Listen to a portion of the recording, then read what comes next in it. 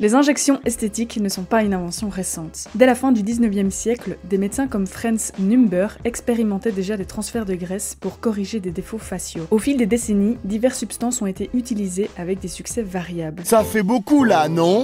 Mais c'est en 2015 qu'un véritable tournant s'opère. Kylie Jenner, alors âgée de 17 ans, révèle avoir eu recours à des injections pour augmenter le volume de ses lèvres. Cette confession déclenche une véritable frénésie. Girls were trying to replicate Kylie's lips by sucking their lips into like a bottle, which is dangerous. Some kids had to go to the hospital, so Kylie told them, stop doing that. Ses lèvres deviennent un standard de beauté largement diffusé sur les réseaux sociaux. Le Kylie Jenner Challenge, où des adolescentes tentaient de reproduire ses lèvres pulpeuses, illustre l'ampleur de son influence. Les injections sortent des cliniques privées et entrent dans la culture populaire. Pommettes, lèvres, menton, mâchoire, elles deviennent la retouche express pour correspondre aux nouveaux standards de beauté. Portée par les Kardashians et relayée par des influenceuses ultra filtrées, cette pratique autrefois marginale devient un geste presque banal. Un petit rendez-vous retouche, comme on va chez le coiffeur, pas de chirurgie, pas de risque, ça part tout seul en quelques mois. Sauf que non. Aujourd'hui, on commence à voir l'envers du décor, les premiers vrais témoignages affluent. Les médecins commencent à en parler et certaines études montrent ce qu'on aurait préféré ignorer. Non, les injections ne disparaissent pas toujours. Elles peuvent migrer, s'accumuler, étirer la peau et faire vieillir plus vite. Des femmes racontent avoir perdu la forme naturelle de leur visage, certaines dissolvent, d'autres regrettent. Et un sentiment émerge, celui d'avoir été trompée. Toute une génération se réveille avec la gueule de bois esthétique. With me to get all my filler dissolved, lip filler, cheek,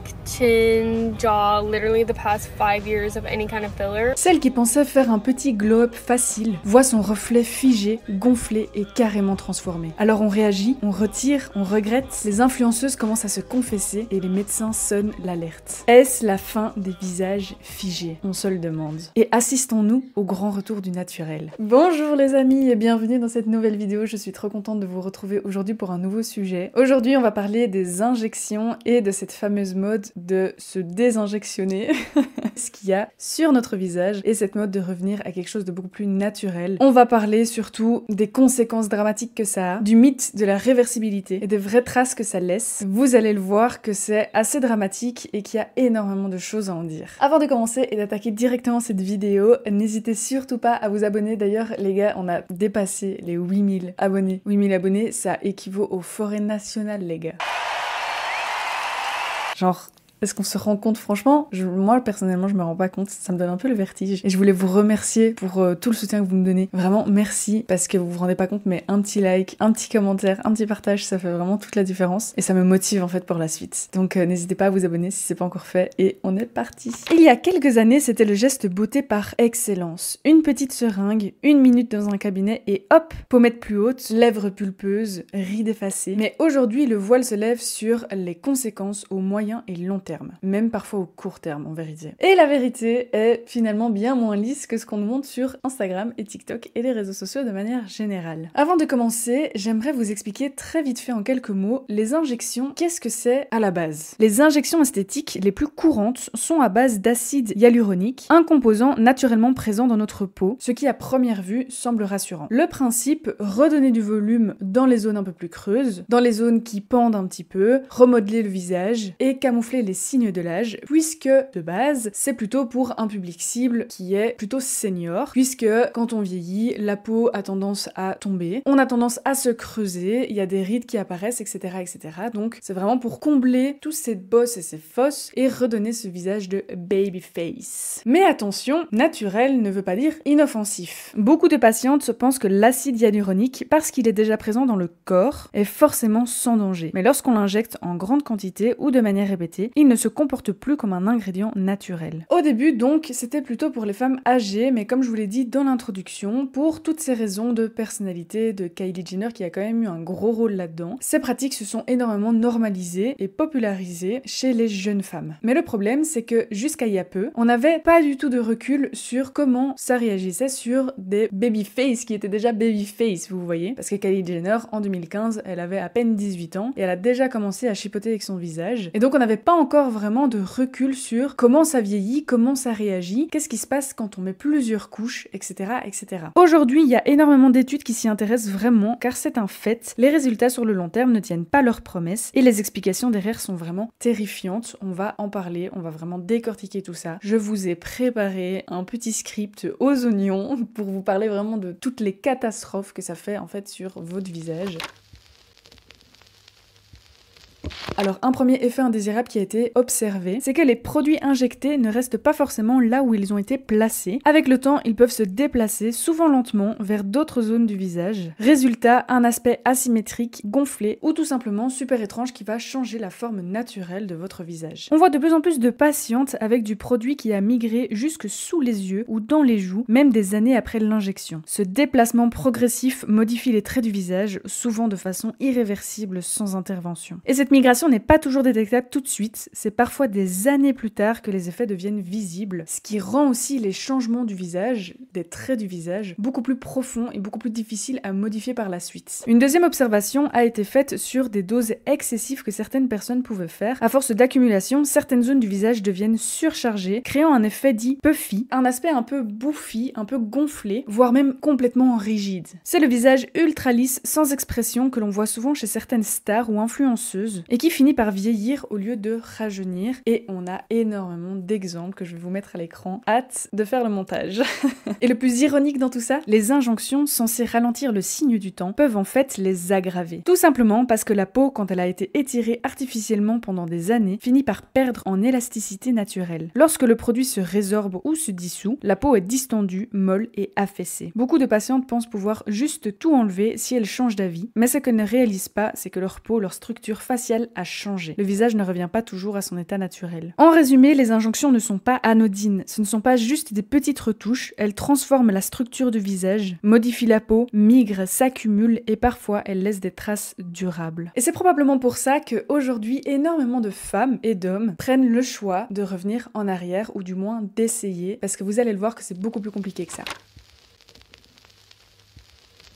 Aujourd'hui, vous avez déjà probablement vu ce genre de contenu sur les réseaux sociaux, une vague énorme monte, celle du retour au naturel et celle de enlever absolument tout ce qu'on a fait auparavant sur notre visage en termes de chirurgie esthétique et en termes d'injection. Come with me to dissolve all the filler in my lips and my chin. There's way too much filler in there now where it's just been building up over the years. My lips are migrated and wonky. Today I'm dissolving all the filler in my lips, and half of you guys are going to be like, why are you doing this? Your lips look fine. And the other half, you're going to be like, finally, because your lips are so migrated. Come with me to get all my filler dissolved. Lip filler, cheek, chin, jaw, literally the past 5 years of any kind of filler. I want my small lips back. I got lip filler like 4 years ago, and over the years I did have a little bit of migration. You can see right here. Got them dissolved 2 times before, but this time I'm determined to get all the filler out. Il y a un retour d'une nouvelle esthétique, par exemple le clean girl dont je vous ai déjà parlé, ou le old money, quelque chose de beaucoup plus minimaliste, beaucoup plus fin, beaucoup plus élégant. Fini les mâchoires complètement tracées, les lèvres hyper pulpeuses, ou encore les pommettes ultra saillantes. C'est vraiment des maquillages très naturels, avec des visages, avec des traits fins, etc. etc. C'est un peu l'ère du less is more. D'ailleurs, c'est un peu la même chose pour tout ce qui est skincare, etc. etc. On est vraiment dans une mode où les gens essayent vraiment de revenir à quelque chose de beaucoup plus simple et minimaliste. Ariana Grande s'était d'ailleurs prononcée à propos de ce sujet. I feel like my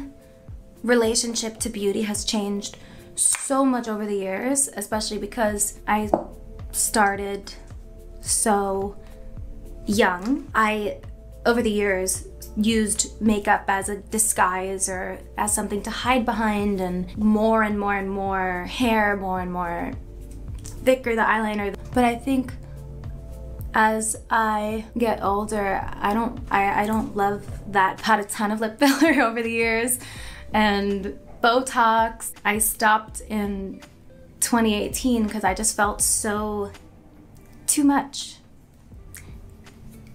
I just felt like hiding, you know? Et elle n'est vraiment pas la seule parce que c'est quelque chose que énormément d'influenceurs, influenceuses et personnalités publiques font et partagent sur les réseaux sociaux. On peut aussi retrouver des petites youtubeuses qui font des vlogs de leur voyage de retour au naturel par rapport à leur visage. Et ce phénomène dépasse vraiment les personnalités puisque aujourd'hui il y a énormément de personnes qui ne sont pas forcément des personnalités ou des influenceurs qui vloguent, qui montrent sur les réseaux sociaux leur process d'enlever leurs lèvres ou d'enlever leurs injections de manière générale. Et le ton est souvent le même, soulagement, libération, mais aussi beaucoup de douleur et de perte. Pendant longtemps, l'un des principaux arguments en faveur des injections était simple, presque rassurant. Ce n'est pas permanent. Si tu n'aimes pas, ça s'en va. Et au pire, tu peux tout dissoudre. Sauf qu'en fait, c'est complètement faux. Ou en tout cas, c'est beaucoup plus compliqué que ce qui a été vendu à la base. Sur le papier, l'acide hyaluronique injecté est censé se dégrader tout seul en quelques mois. Selon les produits, on parle de 6 à 18 mois de durée de vie. Mais dans la vraie vie, c'est toute une autre histoire. Une étude en 2020 menée par le docteur Mobin Master, radiologue australien, a révélé que des dépôts d'acide hyaluronique restaient visibles sur des IRL faciales jusqu'à 12 ans après l'injection. Vous avez bien entendu, jusqu'à 12 ans, même chez les patientes qui n'ont pas refait d'injection pendant des années. Et ce n'est pas du tout juste une anecdote. Il y a plein d'études qui corroborent que l'acide hyaluronique peut s'encapsuler, migrer, s'enquister même, et ne jamais disparaître complètement sans intervention. Quand ça se passe mal ou quand on veut simplement